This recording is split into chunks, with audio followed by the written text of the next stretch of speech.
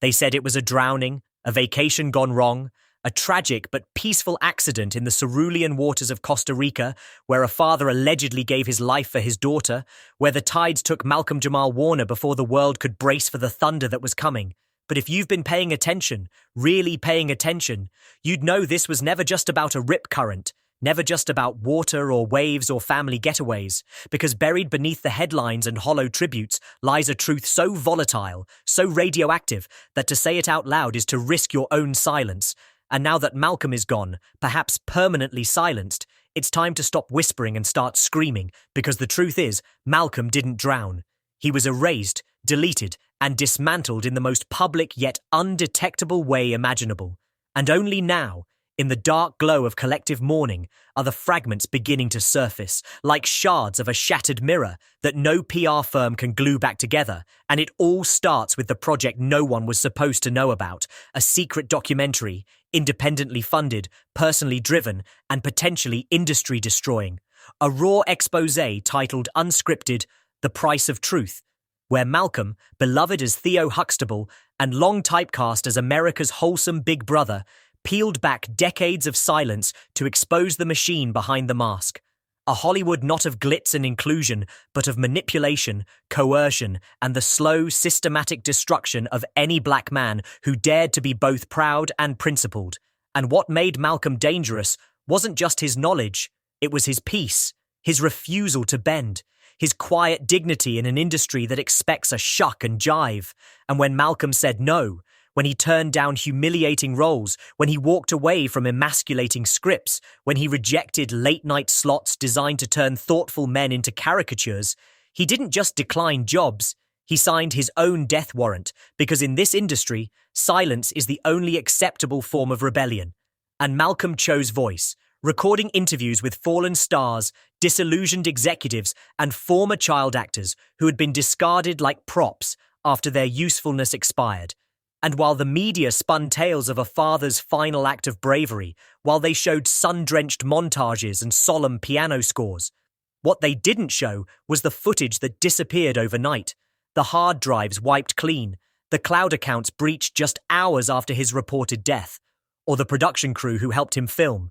Young, idealistic filmmakers whose social media accounts vanished simultaneously, phones disconnected, websites scrubbed like they never existed. And what are the odds that a man working on a tell-all about Hollywood abuse dies days after receiving an encrypted email reading, "Final warning, let it go"? What are the odds that no bystanders filmed the incident in the most TikTok-happy era in history?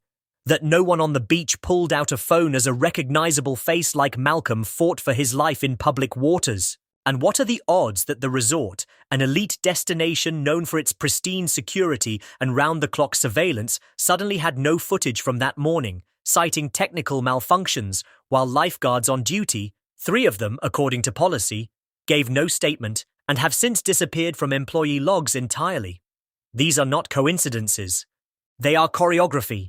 And the conductor's baton is invisible but ruthless, silencing not just a man, but the movement he was about to spark. And the only reason we even know this much is because of one man, Cat Williams, Hollywood's loudest pariah, the truth speaker they keep trying to bury under accusations, scandal, and ridicule, who has refused to play the fool or wear the costume.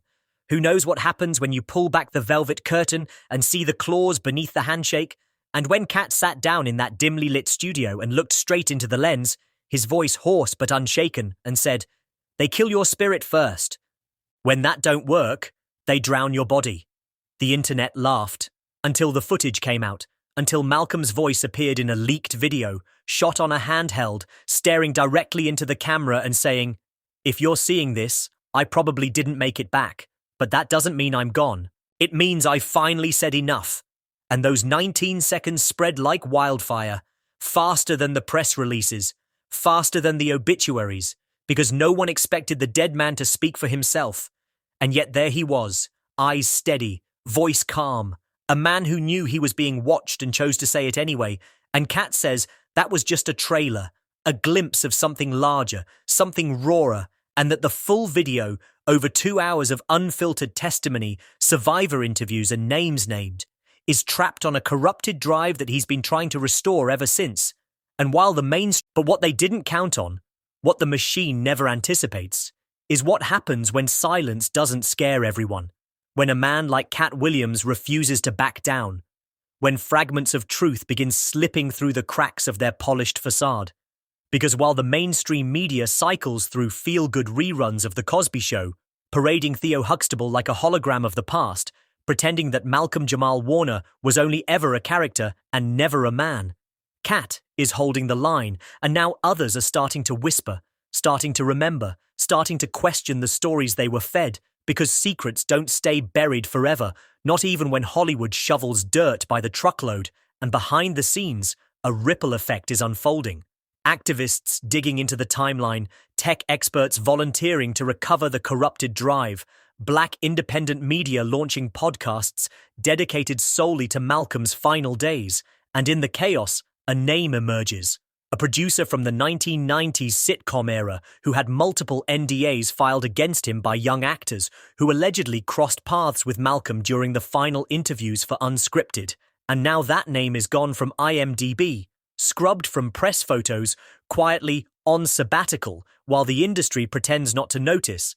And suddenly, the same executives who once dismissed Malcolm as difficult, too quiet, too principled, are scrambling to find anything to prove they once believed in him, offering scholarships in his name, pitching biopics, hosting tribute panels where sanitized versions of his life are told by people who never returned his calls. But the truth doesn't care about damage control. It cares about accountability, and more than ever, people are demanding it, combing through Reddit threads, comparing timestamps, following breadcrumbs Malcolm never intended to leave, and one chilling piece has surfaced. An email chain between Malcolm and a digital archivist discussing secure data vaults in Switzerland, suggesting he feared domestic cloud systems could be breached, and even more haunting, a voicemail leaked by an anonymous source, allegedly a former assistant, where Malcolm's voice, panicked but clear, says, "If I don't come back, tell my daughter to trust the notebook." It's all in there, and now everyone is asking the same thing. Where is the notebook? Some say it was mailed to his lawyer, some believe it was buried in a safety deposit box in LA, others think Cat has it but won't release it until the full documentary is recovered. But whatever the truth is, it's out there, buried beneath layers of fear, money, and silence. And the only reason any of it is surfacing is because Malcolm had the foresight to speak while he still could, because he knew they wouldn't let him release it, that they'd dress up his funeral in pearls of legacy and lace it with corporate condolences, but never let the man himself tell his story, and so he left the map behind in pieces, and now it's up to those who still believe in dignity, in truth, in him, to stitch it back together. And meanwhile, as Cat fights to make sure the message isn't lost, other celebrities are starting to reach out, off the record, in private. Some too afraid to go public, others begging for time to process. But the dam is cracking, because when you silence one, 10 begin to stir, and the question becomes, how many more black men in Hollywood are quietly working on exposés, on memoirs, on tell-alls that will never be released because their lives are in negotiation with the very same studios trying to market their memories? And Cat warns us, with fire in his throat, they'll mourn you with montages if you die quiet, but if you die screaming, they'll pretend they never heard you. And that's what Malcolm understood. That sometimes the only way to be heard is to leave echoes that never fade. And so he did, not in rage, but in resolve, speaking softly even in death, telling us to follow the truth, not the tribute. And that's why this story isn't over, not even close. Because if one hard drive can be recovered, if one interview file can be decrypted, if one co-star can step forward, if one assistant breaks the NDA, then everything changes. Because once the lie cracks, it can't be resealed. And now, with every passing day, the silence around Malcolm's death feels less like grief and more like strategy, more like orchestration, more like a countdown to exposure. And the only thing louder than the silence is the tension. The way Hollywood flinches whenever his name trends. The way influencers are being paid to shift the conversation toward lighter topics. The way Malcolm's daughter is now surrounded by handlers with no last names and suddenly enrolled in a private academy owned by an entertainment mogul. And none of it feels random, because it's not, and Cat knows it, and Malcolm knew it, and now we know it too. And once you see the strings, you can't unsee the puppet show. So this isn't about grief anymore. And just when the public began to adjust to the silence, just when hashtags faded and networks replaced tribute marathons with new pilots and pre-approved scandals, just when they thought the collective memory had reset, like it always does, the third breach came. Not from Kat this time, but from an anonymous whistleblower, someone close to the production of Unscripted, someone who called themselves Theo's Shadow, who uploaded a fragment of corrupted video footage to an encrypted forum in the deep web. A 43-second clip of Malcolm sitting in a cluttered home studio surrounded by boxes labeled "Do Not Delete," with a whiteboard behind him filled with dates, names, episode titles, and one phrase circled in red ink 3 times, pattern recognition. And in the clip, Malcolm looks weary, his eyes puffy but focused, and he says, "They only love you when you're dead and voiceless." But I'm still talking, before the feed cuts to black and the forum is taken offline less than 12 hours later, and now the whispers aren't whispers anymore. They're alarm bells, and Hollywood is panicking because the leak triggered a second wave of leaks. Redacted emails, booking records, metadata logs from streaming platforms showing that executives had screened cuts of Malcolm's project weeks before his death, despite publicly claiming they knew nothing about it.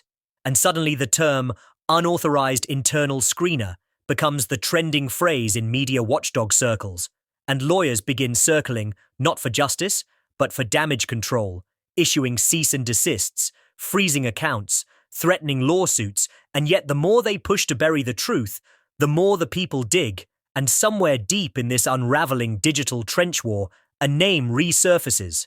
Brandon Kell, a tech consultant from Atlanta who was reportedly hired to assist Malcolm in encrypting his footage and building a decentralized server to protect it. And Brandon, missing since June, suddenly posts a cryptic message to X, formerly Twitter, saying only, "The files are safe." Wait for the right trigger before deleting his account again. And now conspiracy doesn't feel like theory. It feels like prelude, and Kat, exhausted but relentless, goes live for a second time, this time in tears, holding what he claims is Malcolm's original notebook, the one he referenced in his final voicemail, filled with scribbles, scratched-out monologues, and dozens of names, many of them household, some of them fallen, all of them circled and grouped into ominous clusters like targets on a wall,